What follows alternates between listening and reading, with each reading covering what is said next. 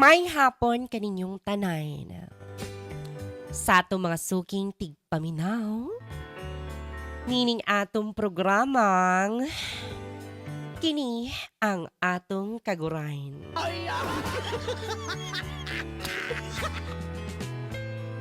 Mari adlaw nga Biyernes. Kamusta mga kaigsuunan, mga suking tigpaminaw, suking tigtanaw, ug tigsubaybay sa tong kagurayn. Ani na pud kita para magbasa sa tuang pinasahing storya. Ang storyang liki. Ang storyang makaihi. Ang storyang makagahi. Sa imong dughay na. Grabe mixed emotion kay nito mga storya dinhi mga malino, grabe pud kaayo kag wild. Ag bisan pa man sa mga nagpadalag storya, mani daghan kay salamat mani og sa magpadala pag storya. Palihog kog PM sa ko ang account mani og dito ta magkinaguray sa inyong storya. Mani ang storya nato karon. Mao kining kanang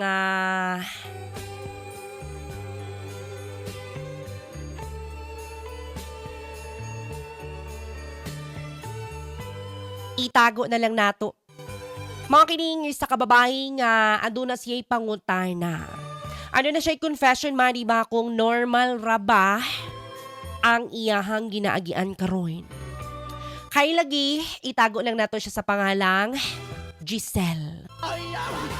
Ang kini si Giselle mani no kay ang iyang problema kaya hitungod sa iyang bana. Kay lagi ang iya kunumbana baliko kunog bunal. Mani mo ra gid yung problema mani no kung anong baliko daw ang bunal sa iyang bana. Normal ba kini or inborn? Ang mani sa sige nilang kanang dinugsingay. Mahibong siya mani no kaya mutipas mangyog kanang laing dala ng iyang bunal. Manamadiyan akong problema karon kung paano ni masolusyonan kung paano ma-street ang tiko na bunal sa iyang bana. Palihig ko hindi Giselle no nga ngimuhang bana karon. Normal naman na siya mani nga na may street na ipiko na ay kibul na po'y dako. Pero wala dyan kay swerte mani kay kung ang imuhang bana mani no gamay o nya piko, malas na gyud ka. Pero mani kung imuhang bana mani is piko pero dako, pasalamati ka na.